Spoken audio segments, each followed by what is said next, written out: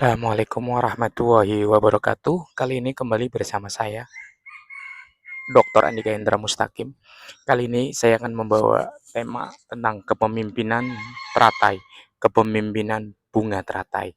Jadi bagaimana kita belajar dari alam, belajar dari tumbuhan, belajar dari hewan, dan kita bisa mengkaitkannya dengan dunia kepemimpinan. Dan dikaitkan juga dengan dunia komunikasi kepemimpinan. Seperti yang saya lihat di sini, ini bukan gambar, saya siarkan langsung bagaimana ada bunga teratai di kolam ikan yang bertempat di Megantara Edupark yang di Pamulang. Itu ada 3 kelompok bunga teratai dan ini saya mendapatkan inspirasi tentang bagaimana sebenarnya sih kepemimpinan bunga teratai. Kepemimpinan bunga teratai itu kerap diidentikan dengan kepemimpinan Buddha, ya, kepemimpinan agama Buddha, kepemimpinan Buddhis, yang Buddha Gautama. Selain itu juga kepemimpinan bunga teratai juga kerap dikaitkan dengan kepemimpinan perguruan pencaksilat Asia Teratai. Tetapi saya tidak akan mendiskusikan, tidak akan mengaitkan dengan kepemimpinan Buddha ataupun kepemimpinan Asia Teratai, tetapi saya mengaitkan kepemimpinan teratai ini dalam perspektif komunikasi pemimpinan dan kepemimpinan autentisitas ataupun kepemimpinan autentik. Sebenarnya apa yang menarik dari bunga teratai ketika kita bisa melihatnya, ketika kita bisa memandangnya setiap pagi, ketika kita melihatnya, kita melihat keindahannya. Kebetulan bunga teratai yang di sini itulah bunga teratai berwarna merah ya, merahnya agak sedikit pink gitu. Adalah yang pertama adalah pemimpin itu harus selalu menonjol. Ya, pemimpin itu harus selalu menonjol dibandingkan yang lainnya. Kita tahu bunga teratai itu sangat menonjol. Kita lihat gambar di sini, itu kan kita lihat video di tayangan ini. Apa menariknya bunga teratai? Dia masih tampil dengan merah, tampil dengan gagah di antara di antara banyak pohon yang mengitarinya.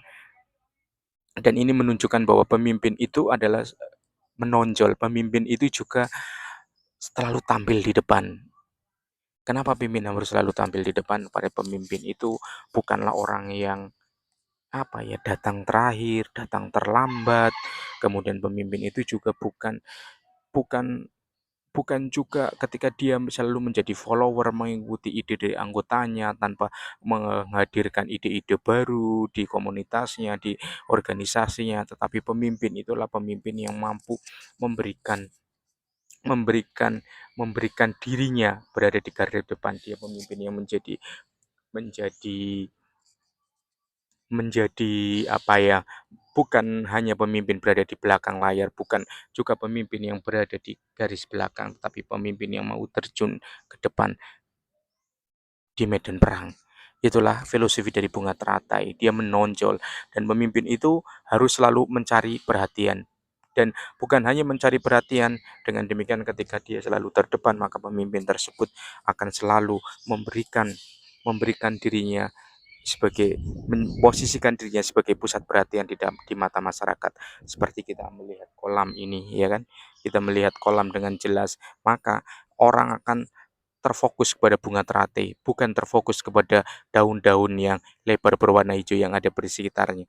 Jadi seorang pemimpin dia akan tampil di depan, akan menjadi garda terdepan untuk selalu diperhatikan. Kenapa harus selalu perhatikan? Karena pemimpin adalah merupakan sumber motivasi, pemimpin adalah sumber sumber inspirasi, pemimpin adalah sumber segalanya bagi masyarakat yang dipimpinnya. Yang menarik selanjutnya ketika dari pemimpinan teratai adalah bagaimana kita belajar. Pemimpin itu bisa berangkat dari mana saja. Seperti bunga teratai ini kan dia tumbuh itu kan dari lumpur, ya kan. Dia tidak tumbuh, ya, tidak tumbuh dari tanah, ya kan. Tapi dia tumbuh dari lumpur, dia tumbuh dan hidup di air, gitu kan. Di mana sebagian besar bunga, sebagian besar tanaman itu kan tumbuh ada di tanah, ya kan. Dirawat ataupun dibiarkan, itu kan. Jadi teratai itu menjadi pemimpin yang memiliki suatu aspek yang sangat autentis karena dia memiliki berbeda. Autentitasnya sangat sangat tinggi. Dia berbeda dengan bunga-bunga lainnya yang dirawat ataupun yang lain dan lain sebagainya, tapi dia muncul sendiri. Dia mengambang, bukan tidak tenggelam, dan dia memilih air-air yang tenang, gitu kan. Teratai akan muncul di situ. Teratai akan memberikan keindahan, memberikan kenyamanan, memberikan suatu pandangan yang menyegarkan bagi orang yang melihatnya. Ketika kita berbicara tentang teratai, maka itu tidak bisa dilepaskan juga bagaimana seorang pemimpin itu bisa memberi apa ya, bisa menjadi suatu brilian, bisa menjadi suatu permata di tengah lumpur, di tengah kolam, di tengah danau, ataupun di tengah apa aja suatu hal yang dianggap sebagai hal yang kotor, tapi dia bisa menjadi suatu suatu suatu inspirasi untuk tampil untuk tampil di depan.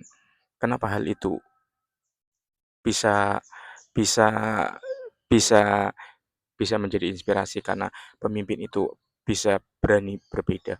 Pemimpin itu berani tampil untuk menjadi dirinya sendiri. Pemimpin tampil menjadi suatu yang apa ya, yang tidak bisa disangka-sangka. Ketika orang berpikir pada di suatu kolam akan tumbuh sebuah buah bunga yang indah, bunga yang enak dipandang, bunga yang sangat cantik gitu kan. Ternyata disitulah seorang pemimpin, dan kemunculan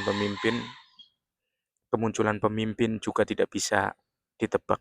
Kemunculan pemimpin yang baik itu juga tidak bisa ditebak, karena dia bisa muncul dari mana saja, dia bisa datang dari siapa saja, dari keturunan mana saja. Karena pemimpin pada dasarnya dia dilatih oleh dirinya sendiri, dia juga dilatih oleh masyarakat, dilatih belajar diri sendiri, belajar untuk mengembangkan diri. Itu ketika kita belajar dari kepemimpinan kepemimpinan Bunga Teratai. Kepemimpinan Bunga Teratai itu juga selalu menunjukkan bagaimana keteguhan hati, ya kan? Seorang pemimpin harus selalu memiliki keteguhan hati, harus selalu memiliki kebulatan hati. Itu yang menjadikan bagaimana pemimpin itu kuat. Pemimpin bukan hanya sekedar apa yang disebut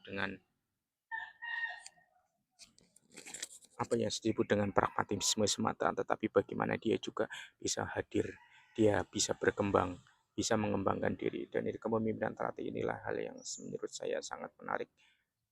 Bagaimana seorang pemimpin itu bisa berkembang, bisa mengembangkan diri, bisa menjadi dirinya menjadi pusat perhatian, dirinya juga berasal dari mana saja.